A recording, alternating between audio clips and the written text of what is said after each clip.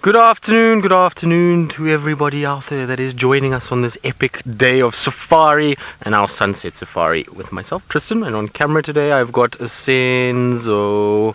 How are you today, Senzo? Senzo is good. This is live, this is interactive, which means hashtag Safari Live on Twitter or YouTube chat if you want to get hold of us. It promises to be a good one, I think. I think the sun is shining, the weather is good, it is perfect conditions to be out. There's a nice little breeze that's blowing that's not making it too hot out here.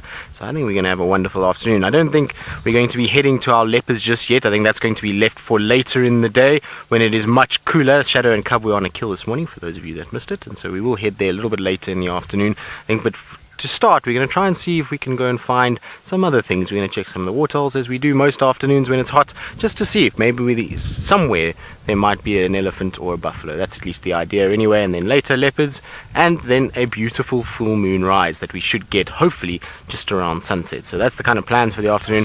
It promises to be a good one. Right, let's see now.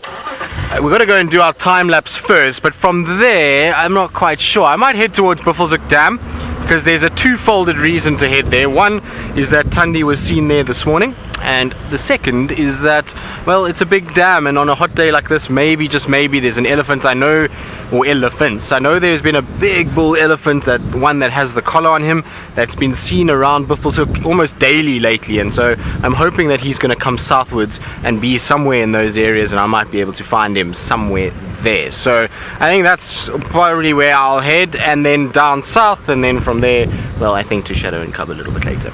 Right, I've told you what I'm up to. It's not just me out here though, and I'm sure you don't want to just see me for the entire drive. So Taylor McCurdy, who is out and about in the Mara, she had a tough morning this morning trying to find those 5 musketeers, so I'm hoping that she'll have much more luck this afternoon. Hello everybody. For a minute I thought I'd lost comms again. I was death staring my radio basically. My name is Taylor, and on camera with me today it's still Manu. He's still stuck with me, and we're still stuck on the Mara, well, the Masai Mara National Reserve sign with no animals. It's very exciting. We've been driving around for an hour and a half now, and we have not found the cheetah. So we've given up on them. We've decided we're not even going to think about cheetah anymore. We're going to drive. We're doing a lugger. I'm trying to think of something funny to actually say and how to describe like a waterhole patrol. Just sort of sounds nice. It rolls off the tongue. Let's try and get creative. Let's think of something that we can say when we're sort of meandering along the luggers. Maybe you can come up with something creative. Hashtag Safari Live on Twitter if you know, or you can chat to us via the YouTube chat because it is live, it's interactive, and it's happening right now. And the storms are brewing. Actually, look at the rain. Sometimes I forget about looking off to the right. That is some heavy rain, so that's an area that we won't be heading to today. We'll be staying here on the southern side. It seems to be all out in the west, closer towards the Mara River, so we will avoid that at all costs. We're just going to just sort of check around and see if we can maybe find some lions. Well, the reason why we of course are checking the luggers is to hopefully find a different kind of spotted cat, a leopard. That's what Manu and I are now after. And maybe if we just go leopard, maybe I should just refer to myself as Tristan today, and then hopefully that way the leopards will just be drawn to me. It's a pity I don't have any petrol to douse on myself, because I'm pretty sure that's how he attracts them. So for now we're just going to really bumble about. I'm pretty sure we're going to see some buffalo along the way and a couple of other things. So Louise is directing today, and she says that it's I should be calling myself Triste today. Triste. That sounds like I should be a pop star or something like that. And the other thing that we are hoping for, because Manu and I, everywhere we go, is we're hoping to see snakes. We would like to see a big python sunning itself on the banks of one of these luggers. That's what we really want to see, more than we want to see cheetah. But anyways, I have to tell you, there has not been a confirmed cheetah sighting today, particularly with the boys, with the 5 musketeers. So the information that we were being fed this morning was it was hogwash. It was not true, which is quite funny, because I was wondering why I couldn't get an exact location. They were like, yeah, no, they're here. They're just somewhere. And I was going, I know that. I was the last one with them last night. Oh, Snazzy! Oh, lion! Thank goodness, Snazzy, you caught my attention and you made me spot a lion. Well done, thank you, Snazzy. So, Snazzy, you're wondering what a lugger is? Well, a lugger is an area that lions like to lie about, apparently. A lugger is another word for a drainage line. It's the word they use up here. I think, is it Swahili? Lugger? No, it's not. We were actually discussing this. It's not Swahili at all. Not sure where it comes from. Oh, I cannot tell you the relief that I'm feeling right now, because I was devastated that we've already been driving around for an hour and a half and we haven't seen one cat. And yesterday we had all the cats in the world. Not all the world, I'm obviously exaggerating. But I definitely saw the white belly of a lion. So we just need to cross through this lugger and go on the other side. But just quickly, have a look at it. There it is. I'm not even lying. Well, the lion's lying, but I'm not. There it is. Woo! We just have to go through here very quickly. And then we'll get around to the other side. Try and do this gracefully now. But all of you are watching me. Normally I just ramp it. No, I wouldn't. Actually, I would. Okay, are you ready to get a close-up of a lion? Because I am. I'm very excited about this. Okay, now we're going to figure out... Ooh, and there's more than one. There's a... Oh my goodness, it's a big pride. It's a huge pride of lions. Oh wow, this is so exciting. Oh, my luck is finally changing. You have no idea how disheartening it is driving and driving and driving and not finding anything. Look at all these heads. Look at them. Oh, no ways. All right, I'm going to quickly count. 1, 2, 3, 4 adults. 1, 2, 3, 4, 5, 6, 7, 8, 9, 10, at least 10 youngsters. Probably going to be a couple more. There might be a few that are just laying about that I can't see at the moment, but that is very exciting. And have we come at the right time? Maybe. I feel like they're sitting outside a warthog burrow at the moment.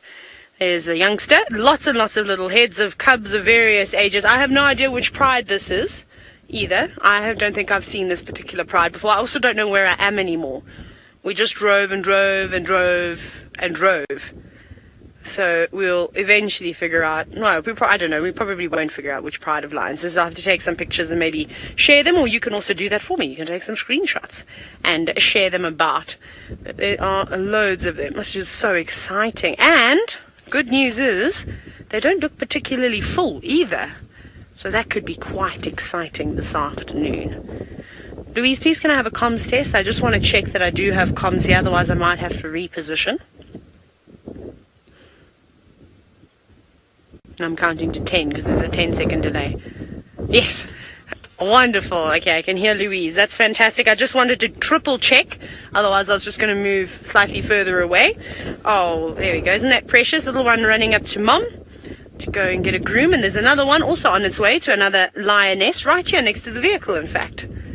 Going, I'm thirsty. I'm hungry. I need a drink. Those cubs look quite dark, don't you think, in color in comparison to the adults? Which is quite interesting. They're very dark. Or that lioness is just particularly pale, that it's such a contrast. They could be a bit dirty. You're quite right, Louise. Knowing young cubs of this age, they aren't too fond of having a bath. So maybe they were playing around. Of course, we are on the base of a lugger, so they could have been in the sand, they could have been in the mud. Any of these things are possible, and if they have just been resting up during the day, they're not quite old enough that they will be grooming themselves. They will be relying on mom to keep them nice and clean, or the other lionesses within the pride to keep them clean as well. My best is, though, and then Guhuma cubs do it oh so well, is when they feast upon a buffalo, and those youngsters used to climb in the carcass, and then they'd come out, and they were just covered in feces and mud and blood, and they were not even the tawny color that a lion is supposed to be, which is quite cool. This is very, very nice. What a wonderful surprise. I must be honest, I was a little bit depressed. I was sad coming out on this afternoon's safari because I thought especially we came out early, went to go and scout, and not finding anything. So this is really, really nice. Now, Umka, and a lot of you want to know what pride of lions this is. I have absolutely no idea. I don't know where I am at the moment. I don't think I've driven here before. So I have not got a clue. I don't even know where Black Rock is, I must be honest. I have not seen the Black Rock pride, but I don't see any black rocks around or anything that obviously says that it is that could be that pride. I know it's quite a big pride. So do I have cell phone reception? Not much. But what I might have to do, what I'll try and do is I'll try and look on maps and see exactly where I am, if I can get a faint idea as to where exactly I'm at. Let me quickly put my location on. Let's do that. Let me see if I can open that while you look at the beautiful cats and wonderful lions. Yes, I'm so happy that you are up this afternoon. Thank you for this wonderful surprise. You must thank the animals. You must thank nature. I'm convinced that if you do this, it pays you and will reward you with sightings like this every now and then. Let's see. Okay, I'm on one of the main roads, which I don't see, so I don't think my GPS is giving me an accurate location. Manu, how's yours doing? Still good? I'm probably not going to be able to figure out what pride this is because I don't exactly know where I am. But maybe some of you can help me. I don't even know how many lions are in the Black Rock Pride these days. Anyways, I'll have a quick look. I have barely any reception, but maybe I can jump and have a look on some of the Facebook pages. I'm going to send you across to Scott while I try and surf the interweb. Well done, Taylor Jane McCurdy, for finding what sounds like a wonderful pride of lions. Hello, everyone. My name is Scott, and I'm teamed up with Davy on camera. He should be fresh. He's had 3 days off doing some office work, so I'm hoping we get to find him some exciting and challenging stuff to film. It's a beautiful afternoon here in the Mara, quite moody with the clouds and the rain.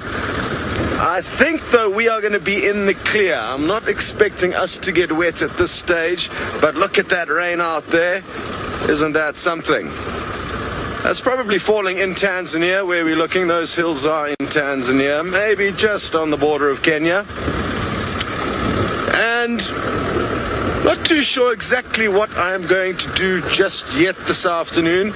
After the sunrise safari, I did spot one young male lion. His brother was probably not too far away in a bush. That was along the Mara River, so that's a kind of possibility to swing by there a little bit later. But until probably about 6 o'clock, I don't think it'll be hugely useful to be there. Of course, we never know what the animals are going to do when, but there are some general trends. So I might rather, instead of driving the river road, which I drove on the way back to camp this morning, I think we may do the Escarpment route and see if there's any action along there. Good stuff. We'll keep you posted on our movements, but for now you are back to a wallowing warthog. Well, there is a warthog having the best time, Scotty D, and I know Scott is not adverse to rolling around in the mud himself, given that I've been on some adventures with Scotty. I don't know if Scott remembers a time when the two of us went catching fish to see what fish occurred in one of the drainage lines rather late in the evening, which was quite an entertaining story, which I'll get into just now. But you can see this pig is having warthog, should I say. Let's not call it a pig. Let's call it a warty for now. And this little warthog is having the best time. She's been rolling around, covering herself in that nice, cool mud. And on a hot afternoon, why wouldn't you want to be rolling around in the water and getting yourself cooled down?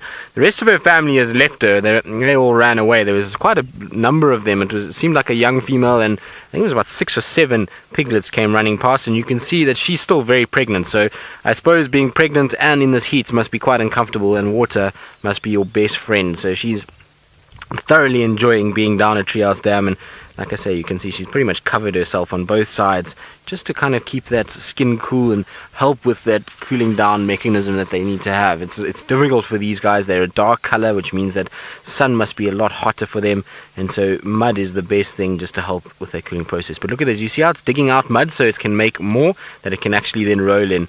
Very clever. Well done. Not quite the right spot just yet. Come on. There we go. Now, they do mud wallowing very well, and they get it right, but I think the best ones that I've ever seen are the rhinos. The rhinos tend to absolutely go crazy in mud. They roll around on their back, they roll around on their sides, they kick their legs in the air and do very similar to what this warthog is doing, but with far more energy. It's amazing to actually watch them. But this little warty is definitely having the best time. I think we should go join it, Senzo. What do you think? You think so? it's hot enough to join it, I would say that it is not a bad thing. And of course, when you are wallowing, it's always good just to scratch your bum as well. Make sure that the backside is eased of any itches that might be there. Now, the thing is, they've got to be a little careful when they're in the mud like this, is because sometimes you'll find little terrapins will come along and peck at all the wrong places in search of ticks and parasites. So it's good that it's not going too deep. It should keep it safe from those terrapins. But look at that.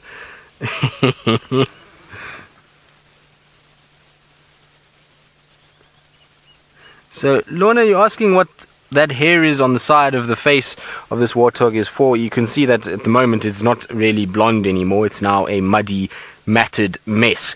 But it's basically there to intimidate and to basically add as a sort of size and show. And you'll find in the males they don't have it quite as much as the females for some reason. The males tend to be a little bit cleaner, but the females, it's almost as if to kind of just show that they're bigger animals and that they're trying to sort of intimidate any predator from being able to hunt them. You also find the one on the back area, so they're not in around the face, that's more for camouflage than anything else. Those ones on the sort of back will help with camouflaging with the grass. The ones on the side almost imitate the tusks and just add a bit of bulk to the face, and it'll make them a little bit more kind of intimidating to any predators that could potentially want to hunt them. But this must be a fairly old girl. She doesn't have the biggest tusks, and you can see that she's a little bit kind of dainty, but she's got quite a big dewlap, and it seems as though when you find warthogs, generally females don't have much of a dewlap, and hers is quite low down. So I think she's a bit of an older individual. Now, of course, they don't get the biggest tusks. They're not like the males that will get massive ones, although there is a female out here that has a monstrous tusks, but she seems to be having just little ones. And I think she's about to pop, though, and maybe that's why she's favoring this mud so much. It just must be a little bit uncomfortable. And nice to just cool the belly down and get some nice mud and water on it. It does look like fun, doesn't it? Now, they're normally so shy. That's why it's such a cool sighting to see. We generally don't get to see them doing this for very long at all, and this particular individual is really kind of coming to the party. Like I say, the rest of them ran off, and she's just having none of it. She's decided, water for me and mud wallows, it's far too nice to be going away from something like this. And you can see she's all but covered herself now. It's just a little bit of her face that isn't covered, but otherwise the back is completely covered in mud. She's now got that layer that's just kind of forming, and that will encompass a lot of parasites. So when she actually gets out and rubs on something, she'll be able to remove ticks and things like that. And she'll also be creating a bit of a layer between her and the sun itself. The problem is it does attract flies, and that's why she's shaking and basically kind of wobbling her head a little bit and trying to get rid of those flies. Also, you see the tail is moving a lot, and that's because those flies are trying to sequester moisture off of the skin and try and get that moisture from the mud and water that she's been rolling in. But there we go, off she goes. I think she's going to disappear into the thicket and away from us. Now, Sinak, you're asking if they ever get infections in their skin. They might if they have an open wound. So let's say something like a leopard or a lion went after them and caused a gash, and they then rolled around in mud and water and those kind of things. They might get a little infection, but the animals out here are incredibly hardy because they haven't taken antibiotics and all kinds of other treatments.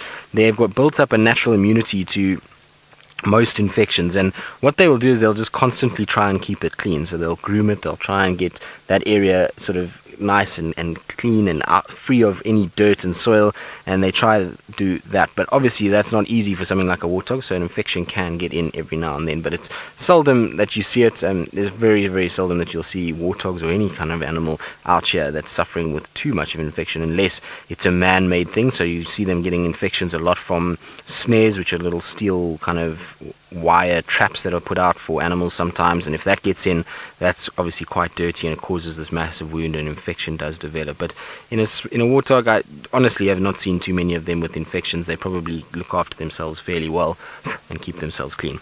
But there we go.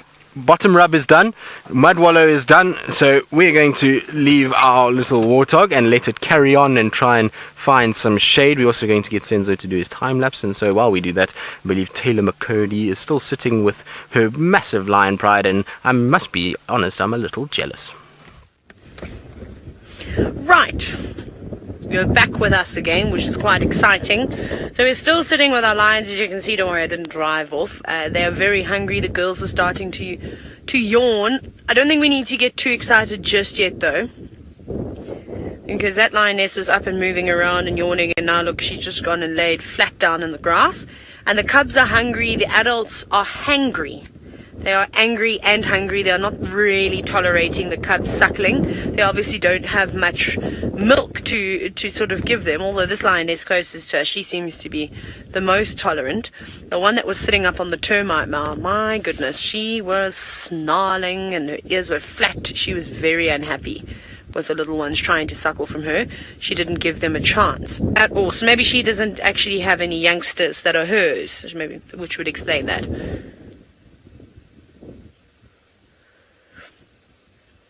Now, random comment. Your question was not a random comment, though. It was quite cool. You're wondering about how many times a lion needs to kill. So it depends. Unfortunately, lions don't have the choice of just deciding when they want to eat. They've got to go out. They've got to, plan a hunt, stalk their prey, and then successfully bring something down. And because of this way of hunting, well, that's what animals have to do, they're not always successful. Most of the time, they're actually unsuccessful. So I wonder how many times they've already attempted. Maybe they could have tried to hunt last night or early this morning, and then they've just been resting up, and now they're going to give it a bash again this afternoon. So if they can catch something every day in an ideal world, every second or third day of a big pride like this could bring something down like a buffalo.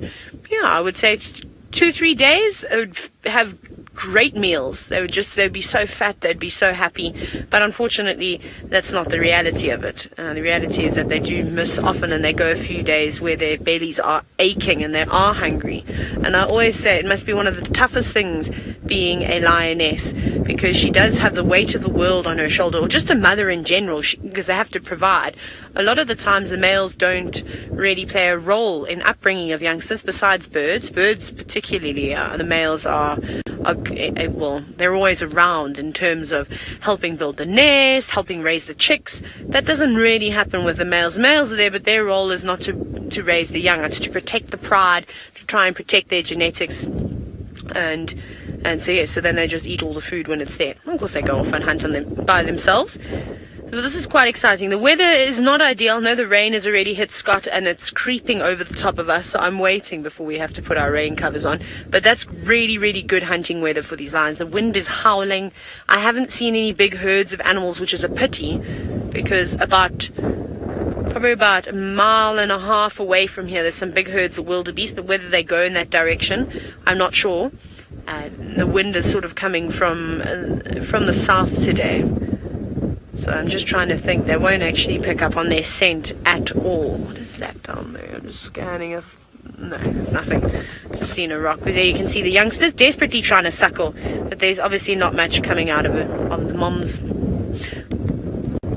Now, Richard, you're wondering if these cubs are old enough to eat meat? Yes, of course. Sometimes those youngsters will come straight from being hidden away, and the adults will introduce them to the pride, and they'll start eating meat as young as 3 months. But obviously, they're predominantly suckling, so they'll be doing a bit of both at the moment. I'm just waiting for them to come out and closer to the cars to try and guess how old they are. The ones that we're looking at now, I would say, just plopped over. You're going to get in trouble. They're growling, going, I don't want to play, I'm not interested. I would say they must be about 6 months old. Around there, they're not very young. They're in the process of soon to be getting weaned. I reckon in the next 2 months or so, they won't be allowed to suckle at all. But they're looking a little bit scrawny, but that's just because they need to feed. Now, remember we saw that other cub that looked quite dark, and we mentioned that it was dirty. It's actually not dirty. It's that cub that's sitting just to the left of the mound, suckling on that lioness. It's actually just got very dark hair. Now, a great question from you, Jonathan, and I'm pretty sure we've just seen it happen. You're wondering if the lionesses will suckle only their cubs or the other cubs too. That's one amazing thing about lions, is that they allosuckle. So what that means is that they show preference to their own cubs. Obviously, they want them to have the best opportunity and to get the most milk. But if another lioness's cubs from the same pride comes through, she's not going to turn them away, and then she will allow them to suckle. So that's quite nice. So that's what they'll do. These cubs will just bounce around from female to female trying to find a source of milk, really. And I think they're all struggling at the moment. And it makes weaning quite difficult because typically lions will be weaned anywhere between 6 and 7 months old. But that doesn't always happen. Most of the time it actually doesn't happen at all because you'll have varying ages of cubs within a pride. So you might have some that have just been introduced. So one female's lactating quite heavily. The cubs might be 3 or 4 months old. Then there's other cubs that are 8 months, 9 months, maybe even a year old, and if mom's not concentrating, those older cubs will come in and try and sneak a suckle still. We see that with elephants as well, with the older offspring trying to get some of mom's milk. And I suppose it's the most amazing thing for them. It's fatty, it's full of nutrients, you know what it, well, no, we don't know what it's like because I can't remember. Why did I even say that? Sometimes I don't think. Sorry, everyone had a moment. Filter, Taylor, filter. But they've settled down again. That's why I said I don't think we should get excited. They're up and down. I think they're keen to hunt. They definitely want to go for it. But I don't think that right now is the right time. Maybe they're going to wait for some rain to come. Maybe they're going to wait to the cover of darkness. Or they could get up and go in an hour. Or perhaps the youngsters just irritate the adults enough that they just drop them off and say, okay, fine, we'll go. They're in a good spot, though, along this lugger. And I'm still waiting to hear from all of you with regards to what alliteration or what cool sort of way can we describe when we go searching around luggers, with obviously using the word lugger. So hashtag Safari Live. I'd love to hear. I can't think today. I have got not a creative bone in my body this afternoon. And there are plenty of buffalo. As we've been driving along this lugger, we've probably driven about 2 miles of it, just hugging it, meandering along, and we've just seen buffalo after buffalo after buffalo. But there has been a bit of a gap.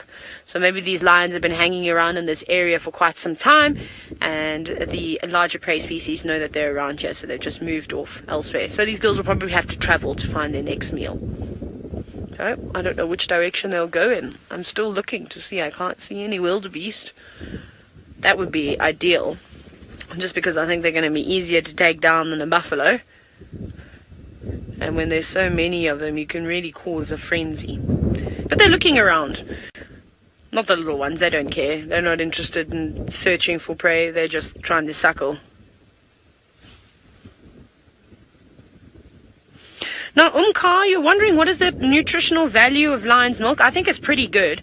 I don't know exactly what it is. I also don't think it's as high in sort of fat as something like hyena's milk. I mean, when hyena cubs suckle, they can go 2 or 3 days without suckling because it's so good for them. I think it might be slightly less than that. So I'm not actually sure, but if you know, Mka, maybe you can look it up. You're welcome to share it with us. Maybe there's a breakdown of how much fat to protein, or all these different types of things that will be in the milk. It'll be quite interesting to find out, or how much more or less nutritional it is compared to hyena's milk. But from my understanding, hyena have got very, very, very rich milk. I'm just checking. There's some cars coming now. Some tourists on their way. They've seen the lions. They're going to come and join the sighting. How exciting. That's what I miss. That's one thing I miss about guiding, is the expression on your guests' faces who have never been to Africa before, never ever seen a lion ever, and seeing a whole pride with young cubs and adults. It's the most rewarding thing. Literally, I start smiling and my cheeks get sore because they just see white teeth everywhere. Just everyone's absolutely in love with these cats. They're incredible animals. And you little one coming over again to say, please, ma'am, may I have some more? Shall we call you Oliver Twist? Could call him Oliver Twist. It is a male. Here you go. Louise, did you just say lions are the best? Like a real South African. Lions are the best. They are the best. That's why they're my favorite cat. I really like them. I have tolerance for sitting with and being patience with the lions. Louise is now trying to do her best South African accent, which is always quite funny. I got told today, though, or was it yesterday, Manu, that, oh, is that why you have such a lovely accent? And I wish Brent could have heard that, because Brent is forever giving me gears about the way that I speak. Sorry, Brent, that I don't speak the Queen's English. Ek is van die Kaap af. Not that I even speak Afrikaans, so I don't even know why I said that. That means, for those of you who don't know what I said, ek is van die Kaap af. I'm from the Cape. And we have a funny way of talking down there. And maybe that's why I'm loud, is because of the wind, because it howls every single day. We learn to raise our voices, not raise and project them.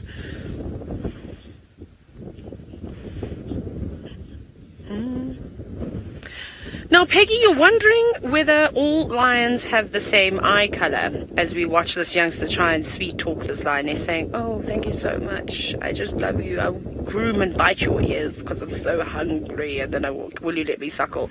So, no, they don't. And a good example of that is actually in the Nkuhuma Pride in sunny South Africa, where Tristan is, and I believe that they've been MIA at the moment. There's one lioness who's got the most gorgeous eyes. Her nickname is Amber Eyes, because it is a rich amber reddish brown. It's beautiful.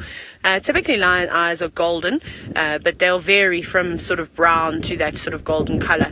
I have yet to see lions with sort of greenish blue eyes, for instance, like Tamba and Mvula. They've got the most gorgeous eyes, but you don't really see that with lions. When they're young, though, their eyes will start off almost bluish in color. But I have noticed that I have seen more lions in the Mara with darker eyes than I have lions with golden eyes. In South Africa, I've seen more lions with golden eyes than I have dark eyes. I think the first lion I've ever seen with dark eyes was Amber Eyes from the Nkuhuma Pride, in fact. I looked through some photos a few weeks ago, found some old ones from when I was in the Eastern Cape, and all the cats there also all had lovely golden eyes. But yeah, that seems to be a trend, and all the lionesses actually look like they've got beautiful coloured eyes. But does it really matter? Nah, I don't think a male lion walks through a pride and goes, I'm not having anything to do with this particular pride. These girls have all got golden eyes, I only like dark-eyed girls. They don't mind. They take what they can get. Grumpy lions, though.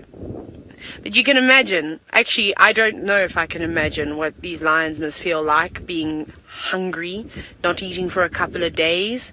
It must be tough. And then to have all those youngsters jumping around on you all the time, they have got serious tolerance. They really do. I don't think I'd make a very good lion mother. Now we have to wait. Now we just wait until they decide that it's time to hunt. And that could be at any time. I mean, something could just pop out.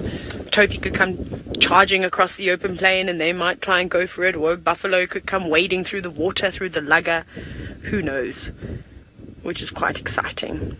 That's the beauty of coming on a safari, isn't it? You just never know. Like, I didn't know that this Pride of Lions was here. There's actually a guide here, and I really want to try and ask him before he leaves what Pride of Lions this is, because I don't know where I am. I'm also going to ask him what area I'm in, so we know for next time.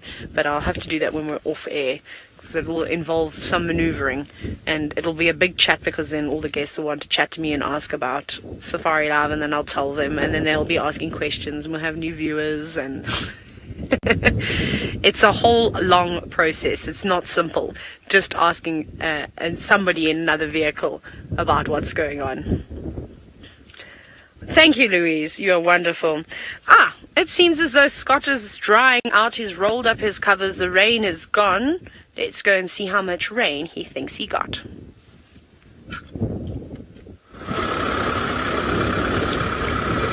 So we had a little bit of rain. My predictions were way off, but it wasn't much. We just had a few drops, but it looked like the storm actually was moving towards us at one stage, more from Tanzania up into Kenya. And it got, I'd say, about 6 kilometers away, and then it started veering more west, thankfully. So for now, we're in the clear. And as you can see, we are heading up towards the escarpment. It's called the Olololo Escarpment. Are a try. About halfway up this hill, it becomes community land. There's no fences, so occasionally you'll actually see cattle about halfway down this hill, as the local Maasai people are fanatical about herding sheep, goats, and cows, mate.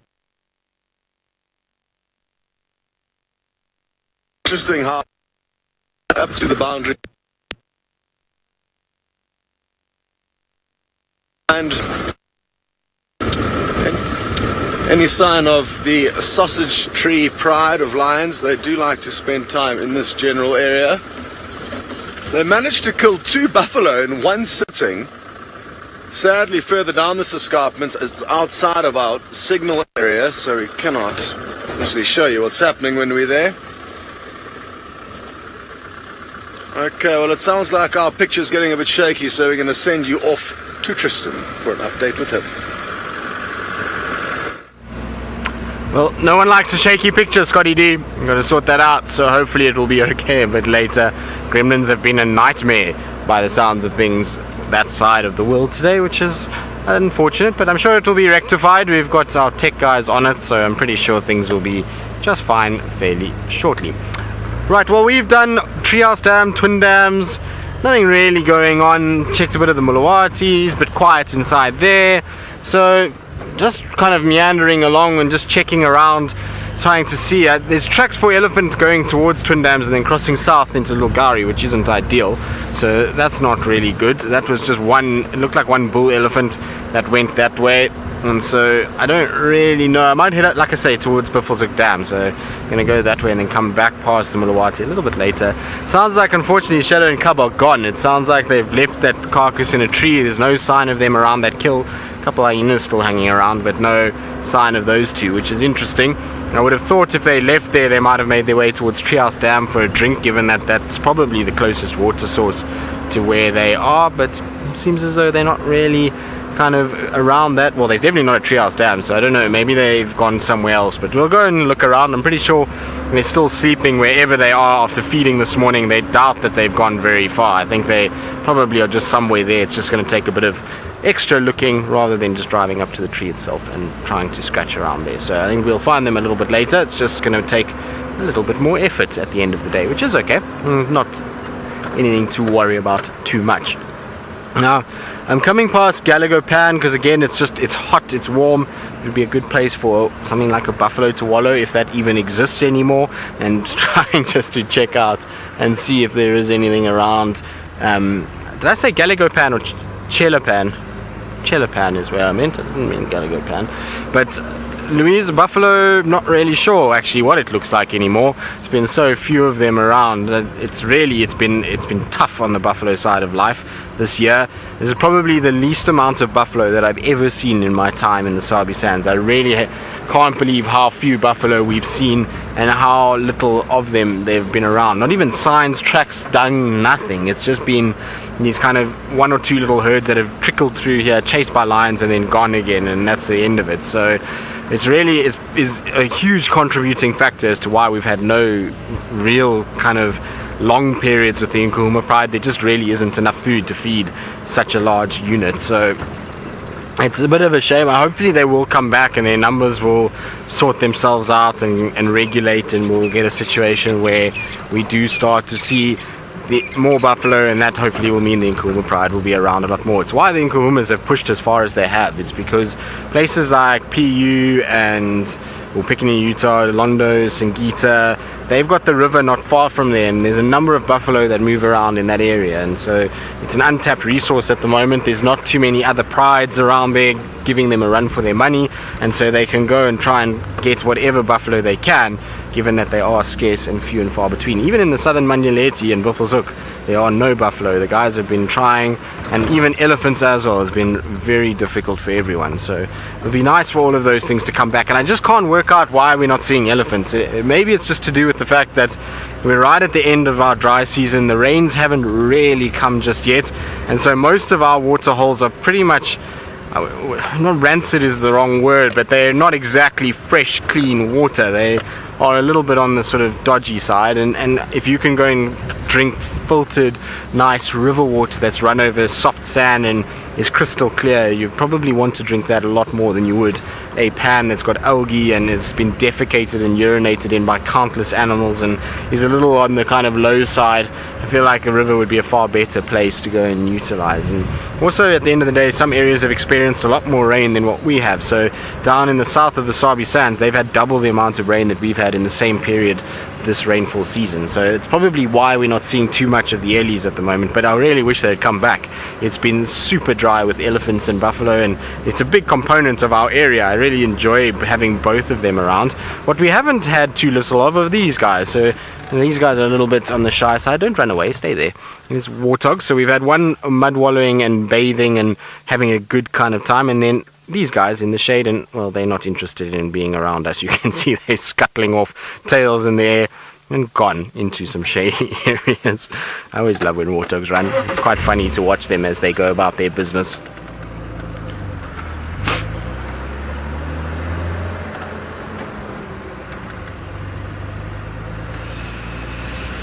I don't know, this is an interesting one. Watching warthogs and their piglets, generally from what my observations is that the warthog piglets just run straight into the burrow and the den without reversing in. It's more the adults that will reverse in. The piglets just fly in and for safety. And so I think it's maybe there's a bit of instinct there, but I think it's more learned behavior than anything else. So you'll find they probably watch the adults, and at the end of the day, the adults probably prefer, and in terms of staying alive and in nature, it's a better process to be actually going and trying to get into safety quickly rather than trying to get a technique of reversing, because when you're still small and young, predators are going to grab you, and rather get to safety and then we'll learn the technique later than to try and learn the technique and be killed, because obviously then your learning process stops. So I'm pretty sure it's more learned behavior than it is actual sort of instinct. At the end of the day, these mounds and whatever are, you watch them running in and they literally just fly in there as though they're diving into a burrow and out of the way of a grenade that's been launched at them. So it's more, like I say, learned in later in their life from watching the adults and mom and kind of seeing how she does it. Now you might be wondering why I'm heading back up towards quarantine. Well, I just feel like doing somewhere different today. I feel like going up around Gallagher and Gallagher's shortcut and just checking around there. I haven't driven there for a few days now, so I just want to go and travel a bit. I've done so much of the eastern side of this area and Chitwa and over the last few days that it's just nice to try and go and have a look at something different and just see something different for a few days. It's always good, to refreshes one's mind and gets you kind of looking and checking. And there's different animals in different places, so it's always worth checking around these kind of areas. I like Gallagher area because of the depth of the drainage sections there, and the kind of general sort of area is quite dense, and there's always an opportunity to maybe find Mvula the old man. So I like heading up that way just for that reason. Now I'm slowly going to head that side, like I said, but Taylor McCurdy seems as though she's having a wonderful afternoon already and is enjoying the company of the rather beautiful tawny cats of the East African plains. So we're still with our pride lions, and we haven't really made any progress as to finding out who they are. But we've got more cars joining us. I've asked 2 guides so far. They both say they don't know. The information that I have got, though, is that there are 2 male lions that pass by this pride. However, they don't know the name of them either.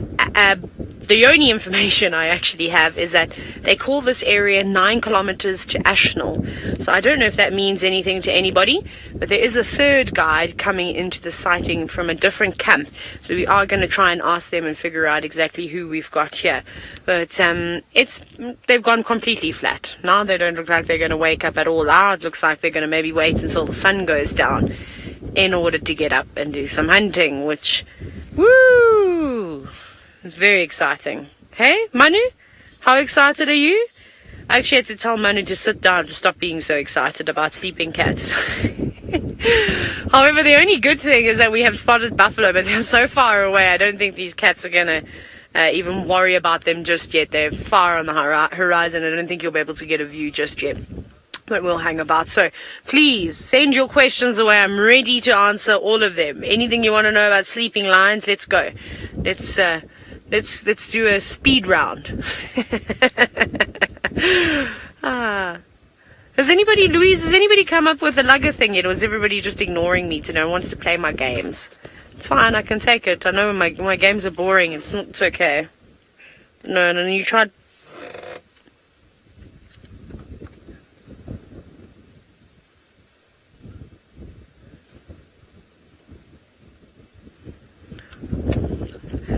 Yeah, I'm never going to remember that. But Roshni, thank you so much, because when Louise was talking to me, it kept breaking up at the percentages as to what the milk is broken down to. But thank you very much, Roshni. Please can you share that with everybody? And if you can tag me in it, I will try and have a look at it a little bit later. Louise is going to try and send it to me, but Louise, I've got no service, so I won't receive it, so don't worry. I'll have to have a look a little bit later. That's the problem. When you come on safari, some areas, and actually the Masai Mara and the Triangle have got particularly good signal, believe it or not. Sometimes even better than the Sabi sand. But in the spot that we're in now, we're in a bit of a dip between two valleys, so we're not getting any cell service at all, so I won't even be able to jump onto Twitter and have a look myself. But Roshni, thank you very much. Very interesting to know the breakdown. I didn't get any of the percentages, but I will have a little look at it later if I can find enough signal to jump onto Twitter, and then we'll chat about it in the morning. I've got the hyena breakdown. It's in one of my notebooks. I don't think I've got all of them here. They might be in my backpack back at camp, but we can definitely go through them, which will be cool. This is lovely. This is really turning out to be a beautiful afternoon. I think we were lucky to get the action that we did get, just, the moving around, the yawning, the suckling, the sounds coming from the youngsters. Now, Wendy, thank you, firstly, for responding to my sleeping lion response for questions. You're wondering, do sleeping lions snore? They most certainly do, only when they're in exceptionally deep sleep, though. The fact that they've been up and down, I wouldn't imagine they'd be able to go into a REM sleep like you and I. I've only heard lions snoring a couple of times. It's not particularly common. I've had a few sightings, though, within Kahuma Pride, where the lionesses have been snoring away, and I've had a few with the Southern Pride as well, and then down in the Eastern Cape. I don't think I ever saw snoring lions or heard snoring lions in Zambia, but they definitely do snore. You can imagine after a big meal, though, full belly on a hot day, you're probably going to hear some strange sounds coming from lions from both ends too. Not just out the nails. The nails! What's wrong with me, Manu? I think I've gone crazy. I'm more crazy than I've ever been. I think it's time for me to go on holiday soon. It is too. I am going on holiday. I don't know where my words are, Louise. Now, Brian, you're wondering why, you're looking at the crazy lady who's trying to pretend that she knows what she's doing. You were wondering why the lioness is sleeping out in the open. Well, when you're the top dog, and lions out of the big cats, they are the top predator. There's no need to hide away. If they had young cubs, completely different story. Then they would want to stay hidden. They don't want to draw too much attention to themselves. But now, they've got relatively young cubs, but they're actually quite concealed. I mean, if you were all the way down on the other side, you can't see though, but sort of north of us, you would not spot these lions. The only reason I spotted the lion is because of the one that was sitting on the termite mound. If it wasn't for her, I probably would have missed these cats because we were driving on the opposite side of the lugger. I don't think I would have seen them at all. So thank you to the lioness that decided to sit up on the mound and show her very, very white belly. So yes. And that's it. Even like a leopard. Leopards don't mind. They will sleep out in the open. They can move pretty quickly.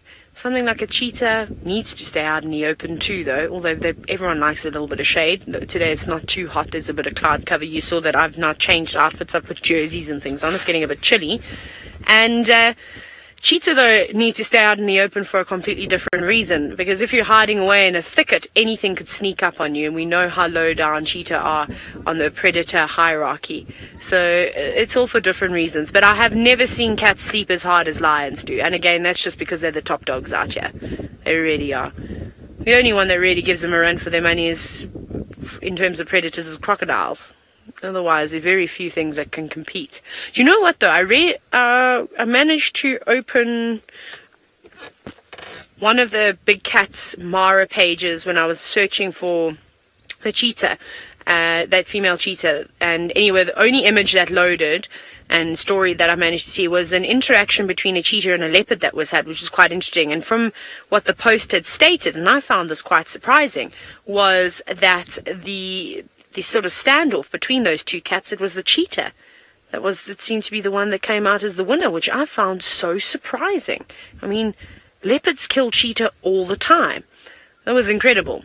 So that was quite nice. So if you want to have a little look at that, perhaps go and scroll through some of the, I think it was, I don't actually know which one, Big Cats of the Mara or something like that. It was an incredible little story. I didn't get to read it properly or look at all of the images. I just managed to get a quick glimpse of it. But quite surprising. I mean, obviously cheetah are not as strong as a leopard. A leopard is much stronger and can quite easily overpower. Maybe it was a young leopard or a really old one that just didn't have its strength, or maybe just didn't feel like it was going to bother getting into a fight. But I thought that was quite cool. Come on, lions, you looked so promising just to... And no, they're not as patient as myself and Manu are. I think we might sit and wait this one out. From chatting to the guests as they've gone past, I don't think that it's been a very productive day in the reserve. I think it's been a little bit on the quiet side. I think that, Louise, was that a question from you? Do you want to know how many miles I need to travel for prey, to find prey? I missed the name completely there. It didn't come through.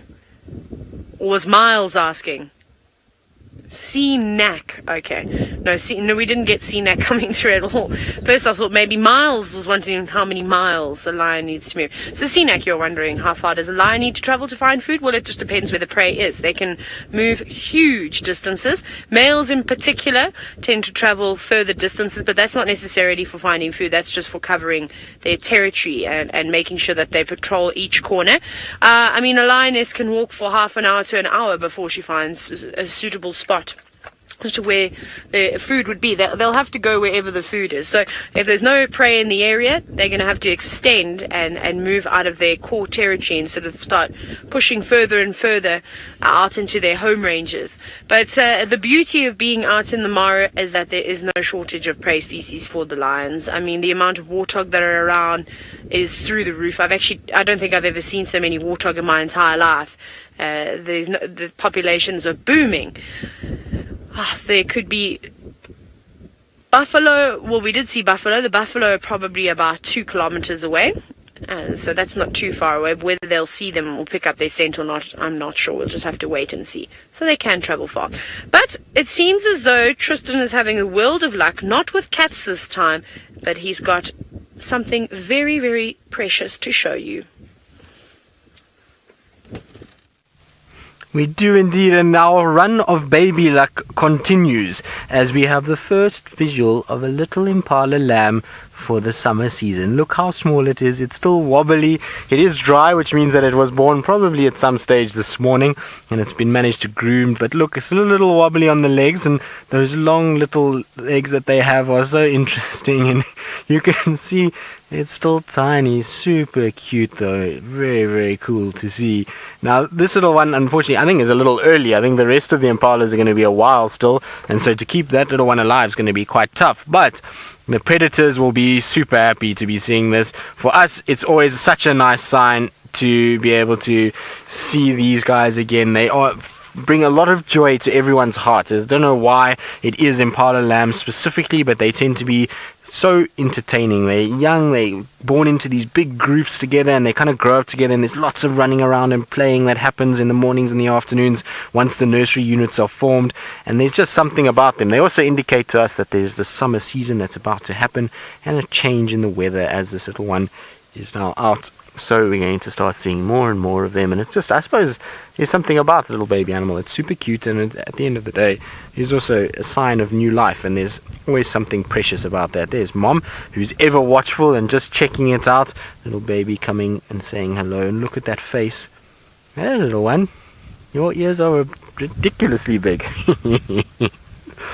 That's epic. Like I say, we're being spoilt with baby luck this week, from little plovers to impalas and baby hippos. It's all been just a lot happening and really so special. And the impala lamb debate always rages every year as to when the first one will be seen. I said 6th of November because I always go for 6th of November because it's my birthday. So both woodlands and impala lambs for me were 6th of November, and I feel like I'm not too far off. 4th of November is not a bad choice to go for. So super happy. Thanks, Lou. Louise says I can have it because it's my birthday. Louise, didn't you say 5th of November, or was that for the woodlands? I can't remember. Louise did use one of the Novembers.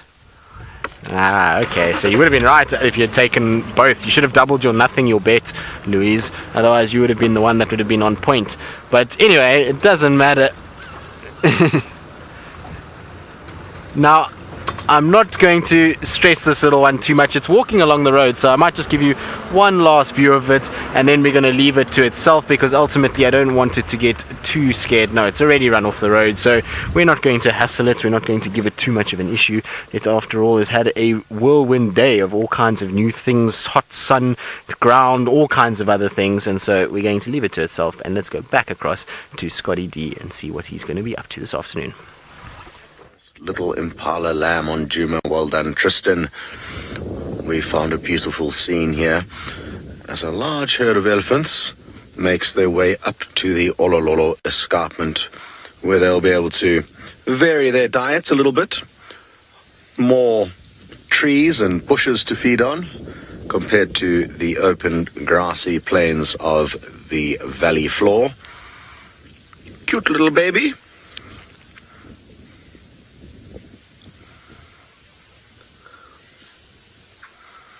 Must be quite a thing, moving the large distances that the adults do move on a daily basis when you're that small and your legs are that short.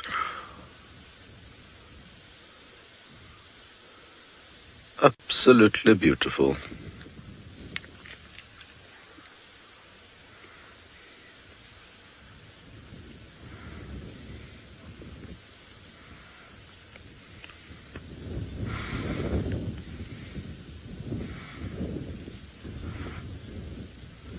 As Dave begins to pan across to the right, you'll notice there's quite a lot of rain falling off in that direction. But for now, it seems like we're okay.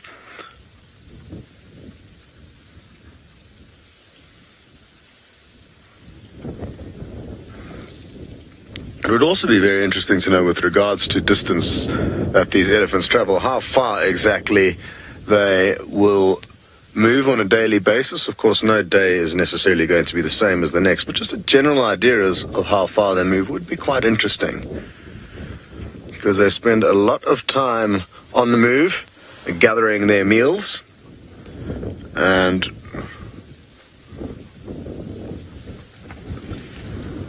I wonder what their plans on how far they intend on heading this evening. The general trend is that they go up onto the mountain in the evening when they know the local people will have headed back to their homes and there will be no more cattle around. And like I said a bit earlier, they will go outside of the reserve. Hello, I didn't do it. You'd like to know if baby elephants can flap their ears from a young age? And yes, they can. Most of them won't be flapping them too much now because it's nice and cool, so they don't need to have their radiators working. Their ears are incredibly useful tools for helping them cool down. But the main thing that they have trouble with getting the hang of maneuvering is their trunk. I didn't do it. Their trunk takes them quite some time to get the hang of. It's a very complex organ, far more complex than our very simple noses, which are only used for sniffing, not for picking up food and blowing water into our mouth.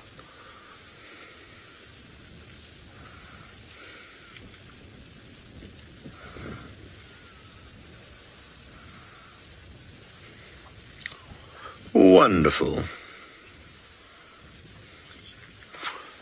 Very tranquil scene, is it not? I love watching elephants. It really does make me very, very calm and relaxed, because they too are most of the time very calm and relaxed. They can be quite aggressive from time to time, which is horrifying. But thankfully, for the most part, they are very relaxed animals.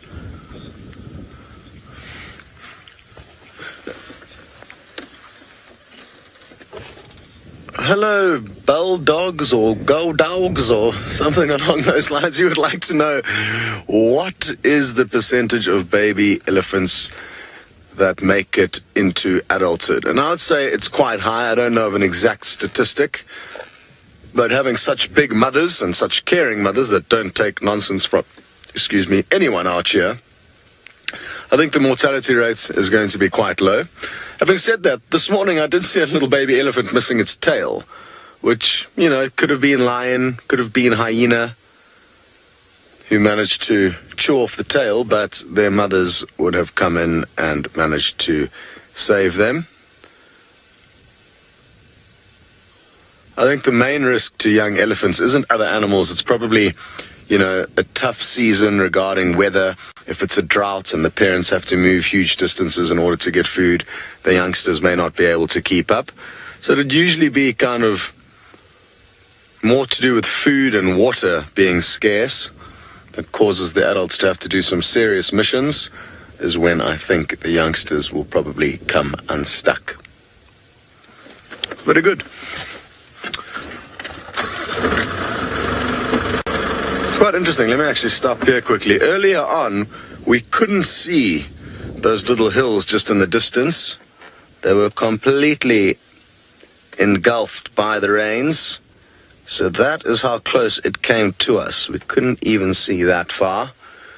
And I'd say that's about 7 or 8 miles away as the crow flies. So we got lucky. It looked like a serious downpour. Much needed, of course, for the ecosystem, but just makes our life a little bit tricky. All right, then. Well, it sounds like Taylor is being very patient, which is hard for her because she's an energetic little thing. And she is hoping that her sleepy lions will wake up sometime soon. Why don't you go and see how flat they are? So flat, Scott, so flat. I love how both you and Tristan say the same thing. Taylor finds it very difficult to be patient because she's very energetic. Which is wonderful. Right, who's ready for some information on this pride of lions? We met a wonderful gentleman now who guides out of Ashnell, and he has kindly provided us with some great things. So, what's your name? Edwin. Thank you very much. There we go. So Edwin is the one from Ashnell's who has given us all this information about the pride. So apparently this is a pride of lions known as the Balloon Pride. We're not far from Balloon Crossing, although I think we're a little bit far from Balloon Crossing. And you think you're all going to be excited now. One of the males is called Earless, and I believe he's the son of the Notch Boys, which is quite cool. I don't know what the other male's name is, though. I've never seen the two of them before, but hopefully that will help you out a little bit, and maybe you have seen them before. But I quite like this pride. I think that this could fast become my favorite pride of lions in the Masai Mara, and hopefully when I come across the side again, we've dropped a pin, our location point, so I will be coming past here and trying to check up on them on a regular basis. But Edwin says that they like this lugger, they hang around it most times, so I suppose it's just like the Angama pride, how they like to live around their lugger. He says they don't really stray too far away from it, they normally do most of their hunting around it too. And from what I can understand is they mainly take down buffalo, and that's actually because Edwin was telling me that Earless is specifically a specialist in taking down buffalo, which was quite cool, which I thought was quite nice. So yeah, so there we go, a little bit of information. I've added it to my list of lions, and now I need to just go and see the Black Rock Pride at some point, because I've seen all the footage of them and they're just so adorable, those tiny little cubs, and it'll be nice to, and then also to see that male that's only got one eye. That must be bizarre and also amazing to have a look at a lion that looks like he's been through the wars.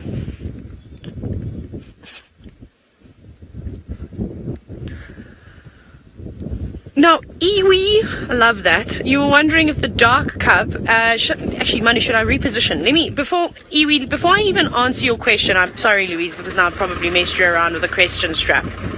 My bad. Let's find the dark cub. Do a little bit of repositioning, change it up a little. Here is the dark cub.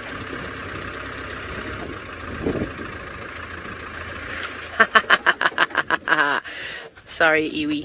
Iwi, you were wondering, and also sorry, Louise. Will this dark cub get dark as it gets older? Well, I suppose it depends if it's a male or not. If it's a male, it probably will, because we know that they start secreting, or not secreting, but producing a lot more testosterone that normally changes their color of their coat to more of a grey when they become sexually mature. I can't see, it doesn't look very male-like from here, but there's also a bit of grass covering its nether regions. It is quite young, so it would be very difficult to tell whether it's a male or female just from the way it's laying, but we'll have a look. Whether it's a female, I don't think it'll get too much darker than that. It'll probably stay like that. I just think that's beautiful. I don't think I've ever seen a lion with such a dark coat before. And like I said, it's not the dirt, it's actually the hair on its body, which is quite cool. I suppose it's like the sausage tree pride lions, with that little lioness that is very pale in color. It's just genetics. So I wonder which of the lions would be its mother then, because they're not particularly dark. They all seem normal tawny sort of color that lions are, but there's only just the one that is that lovely dark color. Oh my goodness. That's exciting. That cub is moving. Quickly, let's watch it. Before it goes back to sleep again and stops stretching. What we might actually do is might go for a little drive around, because these lions look like they've settled in for the moment, and I don't think that they're going to jump right up and go charging off in the direction of any animals, because in the vicinity around them there really isn't anything. They're going to have to travel a bit of a distance to try and find food this afternoon. And right now I think they're going to wait for the cover of darkness. That's just my feelings. Did you not like that when I said that? Were you hoping you were going to have dinner a little bit earlier than rather midnight?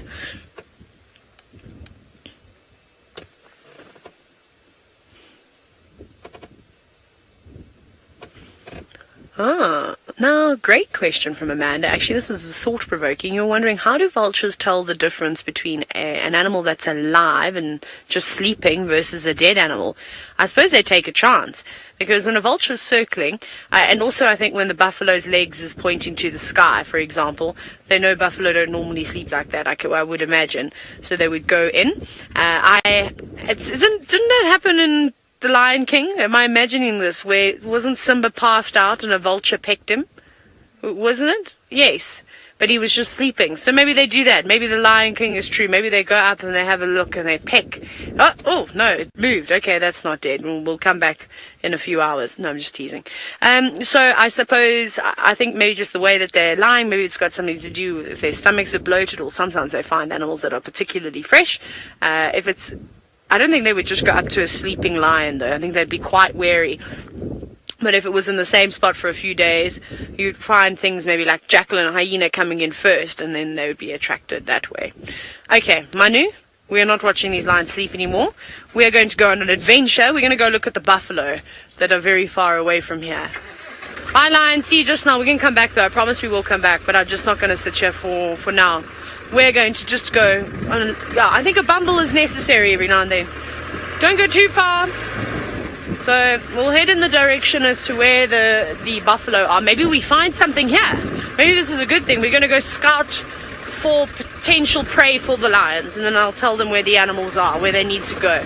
I'll try and speak my absolute best lion. Still looking for that python.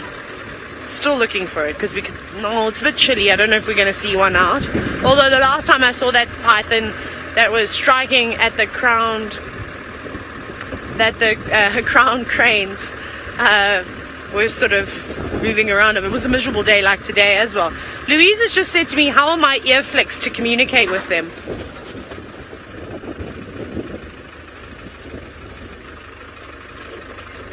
That meant, what I basically just said there was, I am really craving chocolate, and I can't wait to go home so I can eat chocolate. Not that lions would care about that, but I do. Manu, are you having chocolate withdrawals yet? A little bit. See, he's starting to shake. That's why. If you see, if the camera is not so steady, it's not the wind. It's because Manu's having withdrawals from not having any chocolate. Okay, so there really isn't anything around here so far. I can confirm this. There could be some warthogs that will make their way towards burrows. There's quite a few termite mounds around here. Right, hi-ho, off to the buffalo we go. Tristan has had luck with a very young impala lamb this afternoon. Nope, never mind. But he has had luck. I was gonna send you back across to him, but Tristan seems to have fallen off the radar all of a sudden. The gremlins took him down a hole and are eating him alive as we speak. Oh, you can just come on a bumble with us then. We'll bumble about. I love a good bumble. We'll go to the buffalo. I don't know what the buffalo are going to be up to. Maybe I'll warn them that there's lions down here. I haven't decided whose side I'm on this afternoon. If I'm on the side of the prey, if I'm on the side of the predator. I like to change it up a little bit, you know, keep things fresh. Right. This is still good leopard territory, although if this pride, like Edwin said, does like to live around here, I wouldn't imagine that a leopard, enunciate, Taylor, would want to live in the same territory, and they'd just be in constant conflict all the time. So maybe not down here, maybe a bit further up where we've come from though would be a good spot. There were some great fig trees that had some beautiful horizontal branches, and I said to Manu, I was like, if I was a leopard in the Mara, I'd live here. This would be my spot, my home forever. But then now I would change my mind because there's a big pride of lions close by. Okay, well, the buffalo, we've still got a long way to go. Okay, but at least there's more pockets of animals around here, so we're not particularly far away from the lions. So maybe if they just shimmy along this side, they'll get lucky. But we also know that buffalo love to chase lions, and particularly here in the Mara. So maybe they're going to need a helping hand from the males that sort of tend to their needs every now and then. Are we going to cross the lug? Are we going to cross it? Let's see. Can we cross it? Is it filled with water? Are we going to get stuck? Is the marshmallow badge going to become mine? I don't know. I think we can do it.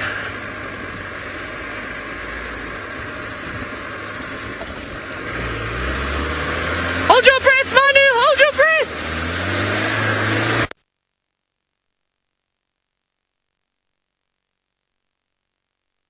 Almost jumped. Woo! That was stressful. The car, the water came over the bonnet at one point. That was the closest I've got to getting... Did it really, Louise? Did you not see me going through that massive mess? Oh, I'm so sorry. I think there was a bit of a picture breakup. So Mark is our Escarpment this afternoon. He's just sitting there going... I think he thought we were going to get stuck. I don't get stuck easily. Where's Brent? Where's Brent to see all of this happening? I bet he would have got stuck. Hey Manu, do you think Brent would have got stuck? I've told you, I'm from the Eastern Cape. I only know mud. But that was deceiving, and that's all I've been saying to Manu. Because every time we go through, I'm like, my biggest fear is that we go through and it's fine, and there's been a big truck or something that's gone through before us and got stuck and then created massive ruts. And then if you sit on your chassis, it doesn't matter how quickly you go or how, if you're in 4x4 diff lock, you will get stuck. And that's what almost happened there. It was fine, and then as we were about to go up, the car just sort of sank. So obviously there were some seriously deep rivets. So thankfully I went in with a bit of speed. But I'm sad you just missed that part. Anyways, that was quite fun. We might take another way around though. I don't want to take 2 chances and then I get stuck the second time. Imagine how embarrassing that would be. We've arrived at our buffalo though. I shall show you the buffalo in a minute. Are you still with us, Louise? Or did you have to crash cut away from me?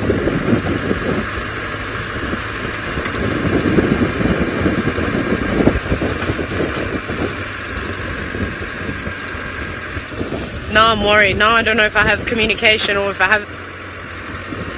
Are you still here, Louise? I didn't hear you. I'm so sorry. I have to just keep checking with Final Control that they are still there, because there's just these little pockets of gremlins that just take the comms away from us. Okay. I'm going to sit with these buffalo and we'll show you them in a minute. But before Tristan's nocturnal bird flies away, let's jump across to him. Well, indeed, because this is not something that we see every day. It is a beautiful barn owl. So barn owls are owls that we don't see often at all. And how Senzo spotted this, I'm not quite sure. It was actually in a tree, hidden in a tiny little hole, and it then came out and flew off a little bit. But I wanted to get a quick glimpse before I reposition, because I'm scared it's going to fly when I try and roll back a little bit so that we can see it a bit better. But I'm going to try now, quickly. There we go, so we can see it a little better. That's better, a little cleaner now. But you can see it's got that kind of orangey coloration with that big white facial disc, and very kind of, it's almost got like a sharp pointed face coming down towards the chest. And they are beautiful birds. They don't make a beautiful sound, but they are beautiful nonetheless. And this particular one was sitting in the tree, and it then decided it got a bit sort of nervous of us and flew out of the tree. And it's now being bombarded by all kinds of other birds. You can hear the drongos are there making a lot of noise and dive bombing and chasing this poor barn owl. So it's still such a cool bird to see. I'm sure some of you do have it on your list, but I would imagine this will be a new one for a number of you. It's not an owl we see very often at all, because it's generally quite shy and reclusive and likes to hide away during the day and come out in the depths of the night. It's not like the pearl spotteds and the bards and even the Verose eagle that we see regularly in the day. These guys are a much tougher owl to see. So super cool and very nice. Very cool.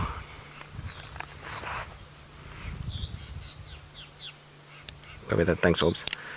Now, just was quickly talking on the radio to Aubrey, because it sounds like Hosana might be coming north onto Djuma, which is fantastic news. Now, Taylor McCurdy, I will try and make the sound of a screeching barn owl, but I don't think I'm going to be very good at it, so I think Taylor Mack should actually do it, since it's her idea. I'm going to play the real call for you so that we can actually hear what this sounds like. Of course, I don't want to play it too loud, so I'm not going to use Pooji for this, because I don't want to disrupt that barn owl any further than what it is already. So let's try and get its call.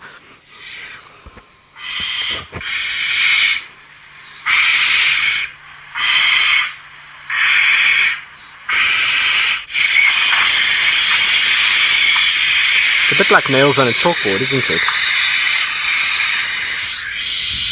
Not a very pleasant sound at all. So we'll ask Taylor Mack to do it. Shame, the poor owl is being dive bombed. I think it wants to try and come back to this little roost, and so I want to leave it alone now. I want to let it get a chance to get back into its little position and not bother it anymore. At the end of the day, it flew out because of us, so I don't want to stay here for too much longer. But that is as good as it gets. Our owl sightings this year have been some of the best owl sightings a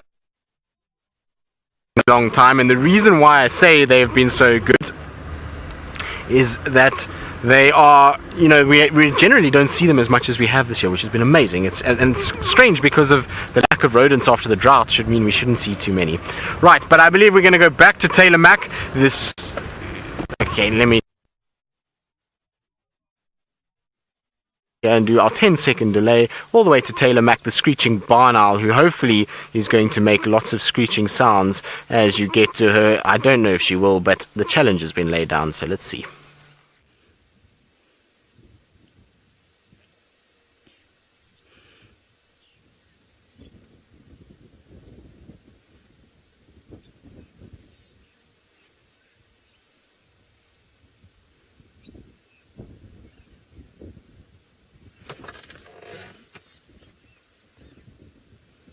Hello? Hello?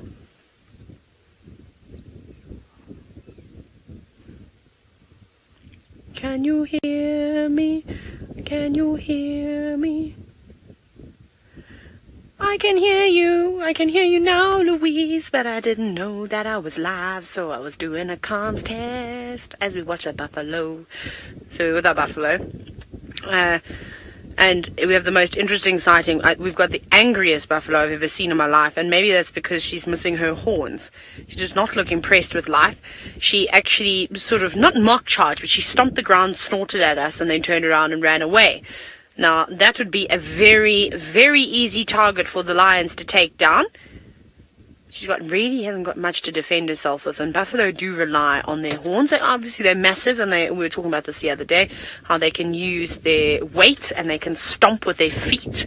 I wouldn't like to be trampled by a buffalo, and I'm sure it would just hurt anyway being headbutted by one, but she is at a serious disadvantage. Luckily, she lives in a herd though, and we know how strong the bond is between the various buffalo. Just that herd mentality here is spectacular, and they will help and chase away predators when they can.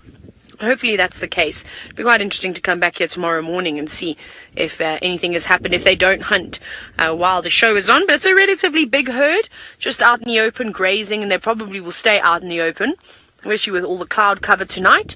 They want to be able to see anything that's moving towards them. It's full moon tonight though, isn't it, Manu? Manu won a bet. Manu and I had a bet, and basically we had a bet on apple juice as to when the moon was rising. I mean, we could have just Googled it when it was full moon.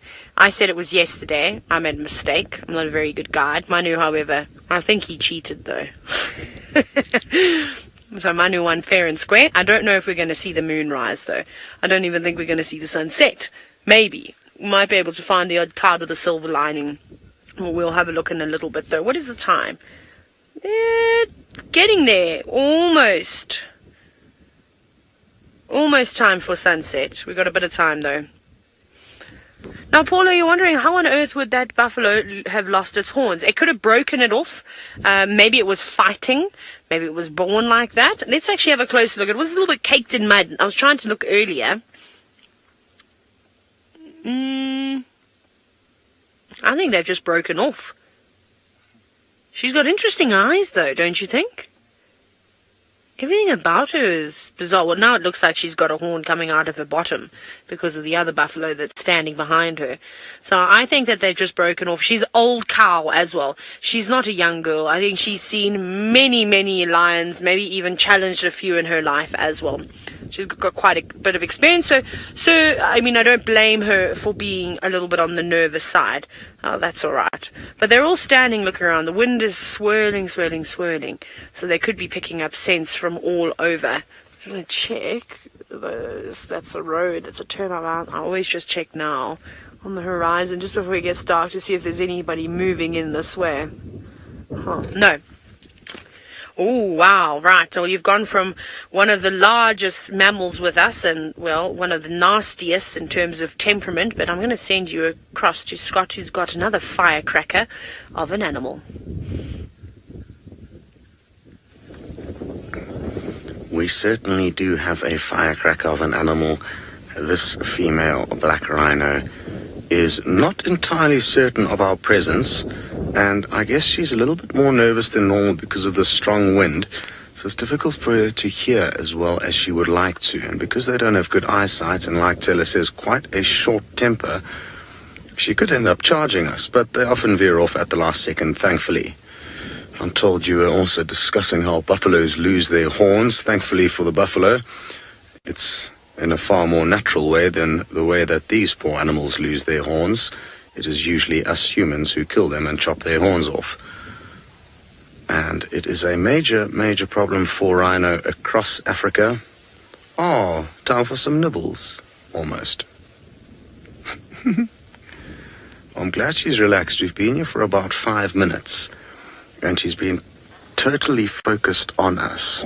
This was the first she's actually moved, other than a few kind of almost, not mock charges, but she almost jumped on the spot as if thinking that she needed to start chasing away whatever we are. Now we've got some great, great views of her hooked lip, and I hope she continues to have some nibbles of that bush, because we'll get a good idea of how well suited they are to browsing, which their cousins, the white rhino, are not suited for. They are lawnmowers as opposed to leaf choppers, and also quite a lot larger than the black rhino.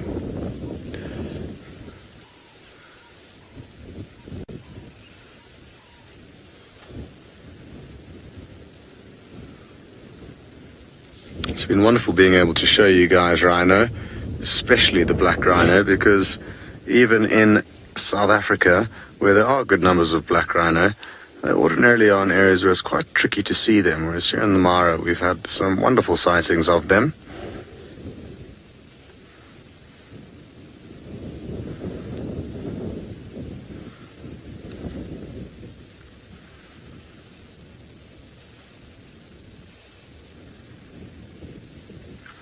It's amazing how wary such a large animal can be. I mean, it's got very few real issues to worry about out here. There's not many animals that can give them a hard time yet. Oh, you can see she's possibly thinking about running in and chasing us off. But we'll just sit here patiently and wait and see if she doesn't calm down. It's fascinating. We're not far away. I mean, we're probably about 40 meters away, yet she's still just not certain about what we are. Even though we arrived in a big vehicle, they're just quite cautious. Whereas white rhinos seem to be a lot more placid and relaxed with us, as a general rule.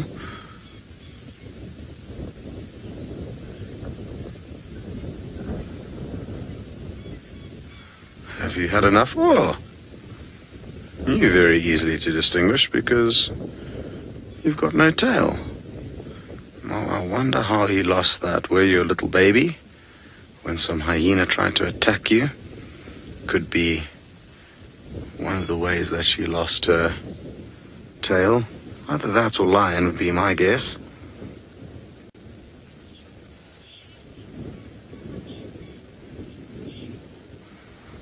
Hi Shelley, you would like to know how much do these rhinos weigh, and the females will weigh about, I think about 1,200 to 1,500 kilograms, and the males a bit upward of that, but usually under 2 tons. Whereas the white rhino will be into the 2,000 kilogram mark. So quite a lot larger.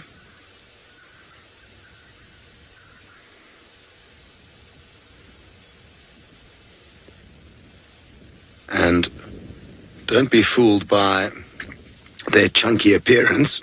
Excuse me. They can move incredibly fast, especially over short distances. And who knows, she might just display how quickly she can move at any moment.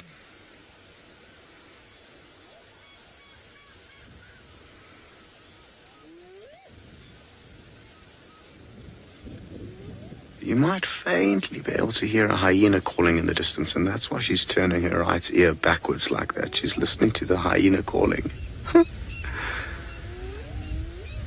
Wouldn't it be wonderful if we could turn our ears around and increase our audio levels from any which direction without having to move our heads or cup our hands behind our ears, which is actually a really good trick. You should try it. If you cup both your hands behind your ears, your hearing increases greatly due to the fact that you've increased the size of your satellite dish.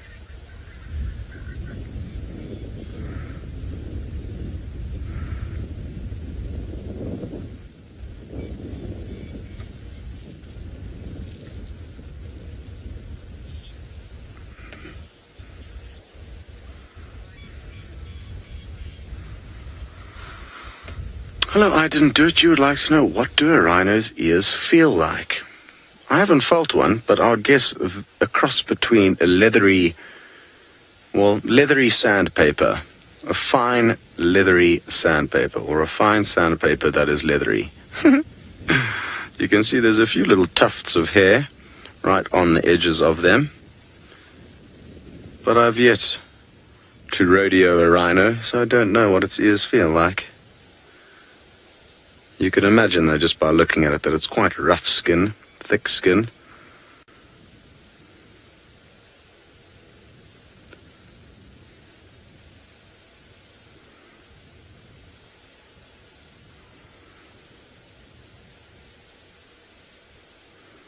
I'm hoping we're going to get to see a little baby black rhino soon. They are incredibly cute little creatures, and I'm sure in the coming weeks and months up here in the Mara, somebody is going to get lucky enough to share that with you.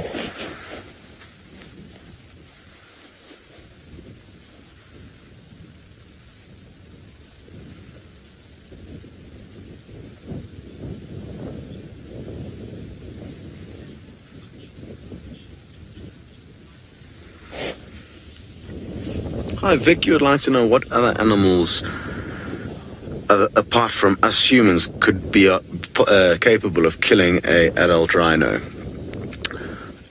Elephants would be a main one, and lion every now and then. But it's going to require a big coalition of male lions in quite a desperate scenario to bring down an adult rhino. And even then, I think it would be an adult rhino with some kind of sickness or just very old. To be able to take down a full-grown rhino in good condition would be an incredibly difficult task. So they don't have too many natural threats. Other rhino and elephant. So fighting amongst one another, they fairly often do actually kill one another fighting. Males have even been known to kill females, possibly if the females aren't giving in to their seduction. I'm just going to wait where we are here. Well, actually, then we could be waiting for quite a while. I don't want to scare her. Let's just see what happens if we creep forward a little bit. Creep forward is kind of relative because we've got a loud diesel engine that she definitely would have heard starts up there. But we'll just drive as slowly as we can. To be honest, sometimes actually having the engine running may help her realize what we are and possibly calm her down. It's when we switch off and then she's like, where'd they go? What's going on? She didn't seem too concerned. Still keeping a beady eye and ear on us.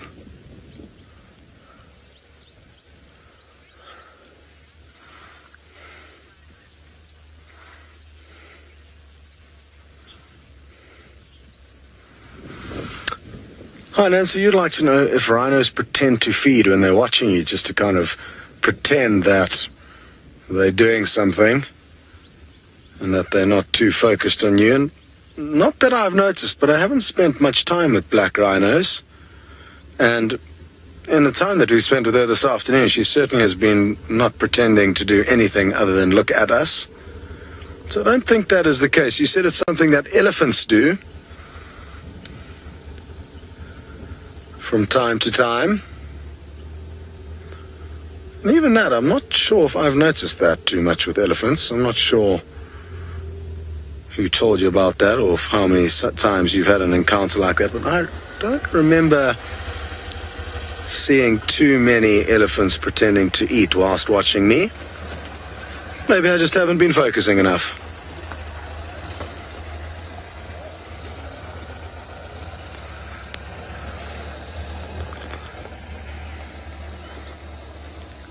Okay, well, another vehicle has just joined us in the sighting, so you may have heard a little engine rumbling along past us.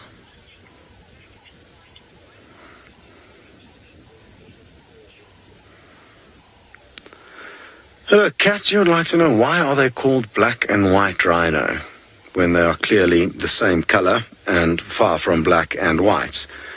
And there's a theory that the white rhino was called the Veitmont rhinoster. Veit means wide and mont means mouth in Afrikaans. And then the English folk must have possibly just got confused and heard veit and thought veit meant white, and therefore one can be white and one can be black. It makes absolutely zero sense. It would make a lot more sense had they have named them the square-lipped rhinoceros and the hooked-lipped rhinoceros, or the placid rhinoceros and the cantankerous rhinoceros, this one being the cantankerous version.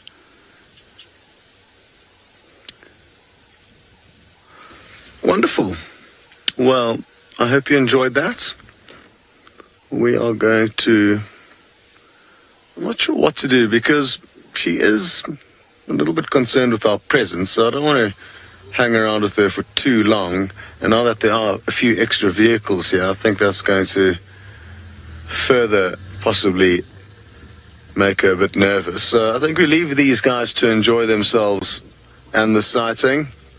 and we will continue on to see what we can find. And while we do that, we'll be sending you across to TJ McCurdy for an update on her wanderings.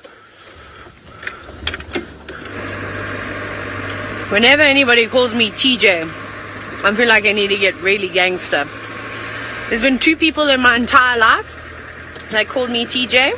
A family friend of ours, son, Dane, and then a friend from school. Her name was Parisha. I went to junior school and high school with her, and she used to call me TJ. So yeah, that's really it. I don't think anybody else actually ever calls me TJ. So Scotty D, aka Johnny Bravo, there we go. I haven't heard that for a very long time. For those of you wondering where the J comes from, it's my middle name, which is Jane, which doesn't suit me at all. I don't know what my parents were thinking, giving me such a girly name. Ridiculous. Anyways, we popped past the lions again, fast asleep, which is a little bit sad. Still hadn't moved at all. So I thought we'd carry on with our sort of drive of the lugger. We will go back there, but it's so beautiful around here. I thought, why not take this opportunity to do a bit of exploring? Maybe we see a couple of brown birds, or actually I don't know, we could see anything. We really could. Maybe even some more lions. Maybe we find the 2 male lions. And I don't